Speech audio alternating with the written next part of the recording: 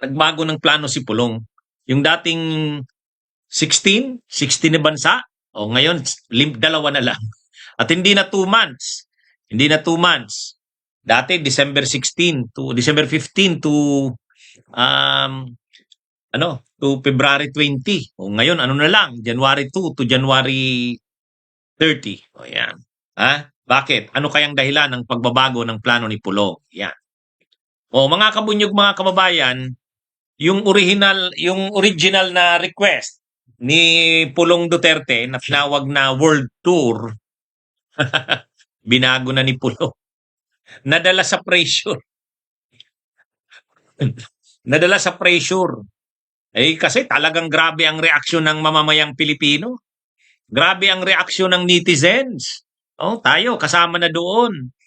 Imagine nyo naman, kongresista ka, tapos magbabakasyon ka 2 months, tapos ang pupuntahan mong bansa, 16 countries. Tapos ang sabi pa niyan, hindi daw yun world tour, Hindi daw yun world tour. O di ano pala yun? Alam niya na hindi pagbibigyan yun, hindi aaprubahan yan ng speaker ng House kasi kailangan niyang kumuha ng clearance o travel authority sa speaker ng Kamara. Public official siya Tapos babiyahe ka sa ibang bansa. Kailangan may travel authority. Kailangan ipakita mo na pinayagan ka ng pinuno ninyo. Sa case niya, ang pinuno, yung speaker. Kaya lang, mukhang nasabihan siya ng opisina ng speaker,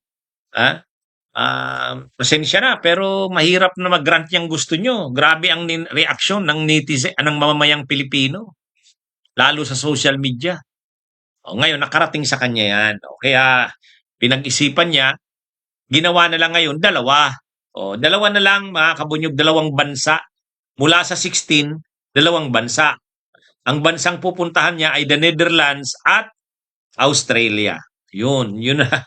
Yung maraming bansa sa Asia, hindi niya na sinama. Singapore, Cambodia, Thailand, yan yung mga nakita natin, Hong Kong. Yun yung mga nakita nating pupuntahan niya dito sa Asia. At saka yung mga bansa sa Europa, marami doon.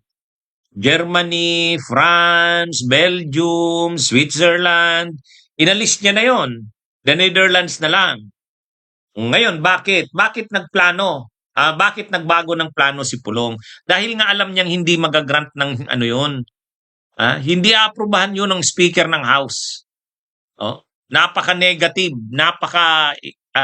napakalakas ng pagkundina ng mamamayang Pilipino. Sobrang hirap na nga ng buhay ng mga Pilipino. Tapos itong congressman na si Pulong Duterte ay magbabiyahe 2 buwan. Ano yan? Parang Bato de la Rosa yan. Hanggang ngayon hindi pa nagpapakita. Hindi na nagagampanan ng trabaho niya. Hindi naman pwede yun. Kaya sabi nga ni Congressman Antonio Teño, ano ba siya? Representative ng distrito niya o representative ng Miss Universe? Tama naman yung reaksyon ni Congressman Antonio Teño. Congressman ka tapos ganun ang mo, magbabiyahe ka 2 buwan. Ang original na plan niya, December 15 to February 20. At original na plan niya 16, 16 na bansa. Ngayon 2 na lang. Pero sa totoo lang, ito lang ang masasabi din natin diyan, mga kabunyog, mga kababayan. Kahit naman Netherlands yung binigay sa kanya, yung sinikuran niya ng travel authority, ang totoo, kapag nakakuha ka ng travel authority sa the Netherlands, yung mga bansa sa Europa, pwede mo nang puntahan. Kasi iisa lang naman ang visa ng Europe, Schengen visa. 4 na bisis na akong napunta ng Europe. Ang pinakahuli, itong lately lang, itong September, October. Ano yun? Ang visa niya na binibigay, ang nagpa-process niyan, isang bansa yon. Kaya pwedeng sabihin mo, papunta ka ng the Netherlands, katulad ng sinabi ni Pulong. Pero once na nasa Europe ka na, nasa the Netherlands ka na, pwede ka namang pumunta ng Belgium, pwede kang pumunta ng Germany, pwede kang pumunta ng France, pwede kang pumunta ng Switzerland. Kaya actually, yung mga sinabi niyang bansa doon na pupuntahan niya, na inalis niya na ngayon, sa totoo, pwede niya pa rin niyang puntahan. Sino naman pinagluloko niya? Sino naman pinagluloko niya? Magkakatabi lang yung mga bansa na yan. Oh, Netherlands yung sinabi ni Pulong na pupuntahan niya kasi nandun yung ICC sa The Hague. Pero, katabi lang ng the Netherlands ang Belgium, katabi lang nito ang France, katabi lang ang Germany. So, pwede siyang pumunta doon. Ano lang yan, madali lang na biyahe yan sa eroplano kaya sa train. Oh. At hindi na kailangan doon magpakita ng ano, kung magti-train ka din lang o magbabaylan ka kung may sarili kang sasakyan, hindi naman kailangan ng passport doon. Hindi na rin kailangan doon ang visa. Schengen visa lang. Isa lang na visa sa buo ng Europa. Oh, kaya yung travel authority niya, hindi na yan kailangan. Once na nandun ka na, hindi na kailangan yung travel authority dyan. Kaya, sino naman pinagluloko nito ni Pulong? Sino naman pinagluloko niya na yung dalawang bansa lang na yan ang pwede niyang mapuntahan? Hindi. Pwede pa rin siyang pumunta sa maraming bansa na yon. Kasi nga, iisang visa lang yon, Schengen visa. Yung mga bansa sa European Union, kahit nga Eastern Europe, pwede niyang puntahan. Mga Romania na yan, mga Czech Republic, pwede niya pa rin niyang puntahan. Kasi iisa lang ang visa dyan. At saka napakahaba pa rin yung kinuha niyang panahon. 1 month? Sus na. Ang daming trabaho. Ang daming trabaho sa Kongreso. Talagang itong mga ito magbabakasyon na ng Ingrande. At isipin natin, ang bagong pitsa niya ngayon na kinuha ay mula January 2 to 30.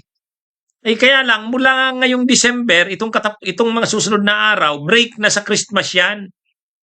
So, ibig sabihin, ang bakasyon niya napakahaba. Magbabakasyon na ng Christmas at saka New Year break. O, tapos, pagka New Year, hindi kaagad siya re-report sa trabaho. Pupunta na siya ng ibang bansa. Ha? Kaya ano rin tong si Pulong eh. At malamang yung original niyang sadya, natitingnan yung deposito ng kanilang pamilya, tuloy pa rin yun.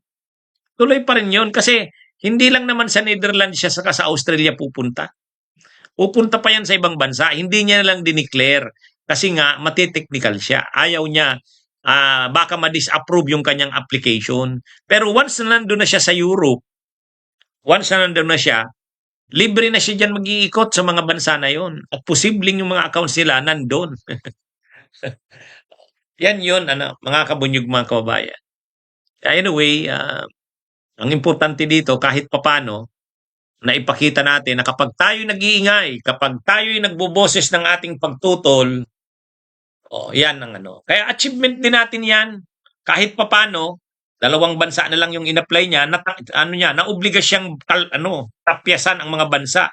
Pangalawa, nabawasan ng 1 buwan ang kanyang biyahe. Dati, December 15 to February 20. Ngayon, January 2 na lang to 3. Bunyog, bunyog, halikan na kasama ka. Bunyog, kapag buklod ay may pag-asa. Luzon, Visayas, Mindanao, isa ang pananaw. Sa bagong Pilipinas ang bunyog isisigaw. Bunyog, bunyog, bunyog.